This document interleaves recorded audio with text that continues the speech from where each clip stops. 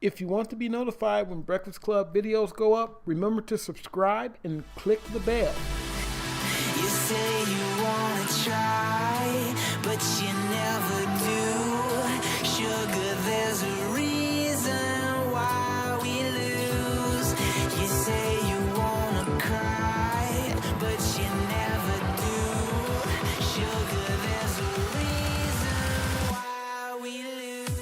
Over the past week, since we were covering the story about the boys stuck in Thailand, we also talked about Elon Musk offering his help. And as a side story there, as we mentioned, there were people saying that Elon Musk was using this for just good PR. Right? People were criticizing him for posting videos of his escape pod while the boys were actually being rescued. Yesterday, places like the BBC and others were posting articles like Elon Musk's offer not practical for cave mission, Thai rescue chief says. And the coverage in general, and in some places it was just kind of minute, but it felt slanted and negative towards Musk. Many places, when referring to Elon Musk, referred to him as a billionaire. In reference to the thing being built, some places like TechCrunch called it Musk's unasked for experimental escape pod device. And so on that specific note of it being unasked for, Elon Musk actually tweeted out an email correspondence. He tweeted at the BBC and said, "The former Thai provincial governor, described inaccurately as rescue chief, is not the subject matter expert. That would be Dick Stanton, who co-led the dive rescue team. This is our direct correspondence." And in the email, we see Stanton email Musk saying, "We're worried about the smallest lad. Please keep working on the capsule details." Musk responds, "Parts are being assembled and will undergo testing in water in a few hours. We'll send pics and video. However, don't want to put it on a plane if you think there are important changes needed. Operating principle is same as spacecraft design, no loss of life even with 2 failures." Stanton then replies, "It is absolutely worth continuing with the development of this system in as timely a manner as feasible. If the rain holds out, it may well be used." In our society today, you always have to keep receipts because you always have some inaccurate, good-for-nothing asshole always trying to bring somebody down. They ain't doing no good for nobody, but they always got some shit to say. Always got some shit to say about somebody doing something to try to get something done.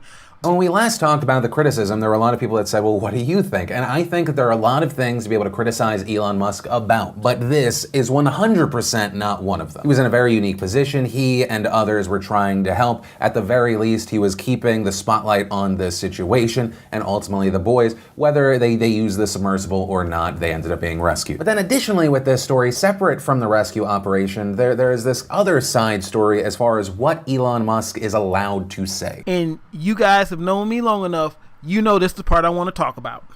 But the tweet Elon Musk ends up responding to hits specifically on that note of you're being called a billionaire because it is just factual. A user writing, "You literally are a billionaire. Literally, it's not ironic in any way. You weren't called a billionaire until you were a billionaire. If you think it's a negative label, maybe it's because it means that you're hoarding money and resources from the rest of the world." Rainbow emoji. To which Elon Musk replied, "No, it means I created jobs for 50,000 people directly and through parts suppliers and supporting professions, 250,000 people indirectly, thus supporting 500,000 families. What have you done?" And at that point, Hank Green, of course, prominent YouTuber. He started several successful businesses. He, of course, started VidCon. He ends up doing several things here, and some of them hit on the point that I'm trying to talk about today. But one of the other things he did is he went after Elon Musk's math, saying 50,000 plus 250,000 equals, I'm confused. What am I missing? How many families do your employees have each? But Elon Musk ends up replying, "Thanks for correcting me. I meant to say over 500,000 people." To which Hank responded, "That was a dumb tweet and I have deleted it." But aside from that, there was also criticism around Elon Musk specifically mentioning these numbers. And there were 2 main things here. The first was that Hank quote tweeted Elon and said publicly, "Hi, I'd like to remind everyone at my companies that I didn't create your jobs. We all do that together by making good things. I do not feed your children, you do. I am so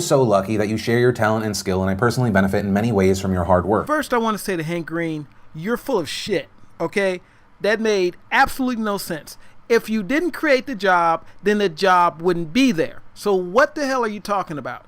And no, you didn't feed their families, but the money you pay them actually feeds their families if they have families and they use that money to buy food and things for their families. You sound like a fucking moron. And I will say, I understand that statement from a creative standpoint. I understand that angle from a man of the people standpoint. Because Philip DeFranco, just like me, knows that's bullshit. And the thing is, I think it's very healthy for people to be humble, but the truth of the situation is Elon Musk is a job creator. Hank Green is a job creator. There are people making things and doing things and getting paid for it that would not be doing it otherwise. It's the reason that if you haven't completely died inside and you're not looking at people just as numbers, being a CEO is one of the most stressful jobs there is, because it's not just your success, it's not just your livelihood, it's the lives of all of the people who work for you. The framing by Hank Green, who, once again, I appreciate, we go way back. The framing of, I do not feed your children, you do. One, that's not something Elon Musk said. And two, the reality of the situation is if Hank Green fired his employees, all of them, the lives of those employees, and if they have children, their children would be affected. Now, what Philip DeFranco did right there, that's called real talk. That's real talk right there. That's what he just did. That's real talk. All right, let's get into some more of this. Or let's say Hank and Elon never started these companies. Certain people who got opportunities were never given those opportunities. That is a massive change. And to deny that connection is either incredibly ignorant or disingenuous. And the second note is, in response to Hank Green, someone tweeted, "Meh, I actually agree with Elon here," to which Hank Green responded, "You can agree with Elon that he is a job creator and also agree that he shouldn't have clapped back to a stranger in anger when he is a billionaire with millions of very passionate followers." And my response to that is, I could not disagree more. And me, I'm going to go further than Philip DeFranco. I don't know Hank Green personally, and I don't really like Hank Green like that. So with that being the case, here's the deal. If you say shit to people on the internet, people have 100% right to clap back.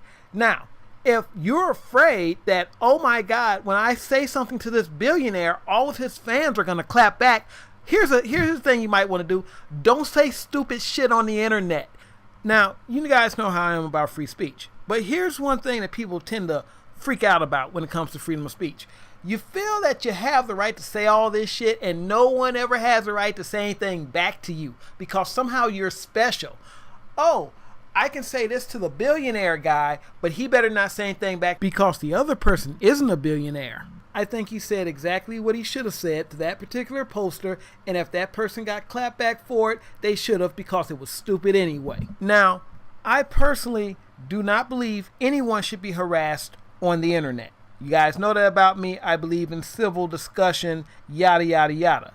But I also believe that when you say stuff in places like Twitter, or when you attack someone personally, which this was an attack on him, he has a right, and anyone else has a right to come back at you. I don't care who they are.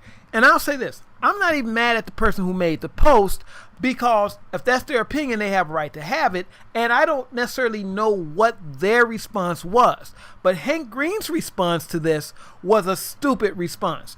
Who are you to dictate who can come back at somebody from saying something to them on the internet?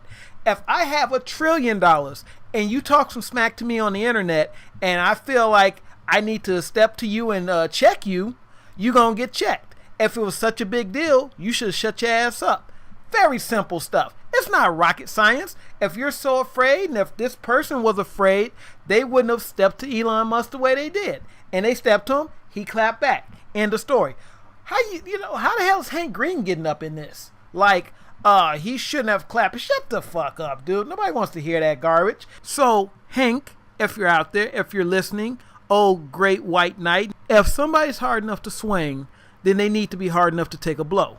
If you ain't hard enough to take a blow, then set your ass down and don't take swings. Very simple logic. Very simple logic. Shit ain't rocket science. You don't need to be Elon Musk to figure it out. And another thing, stop with this down with the people bullshit. You're just another asshole with money. You're no better than Elon Musk, and as a matter of fact, you're probably much worse, because people who do all this, let me pretend like I'm down with the people, I'm down with the homies, oh, we all in this together. Those people are usually the worst assholes in the fucking world. Alright guys, hasta.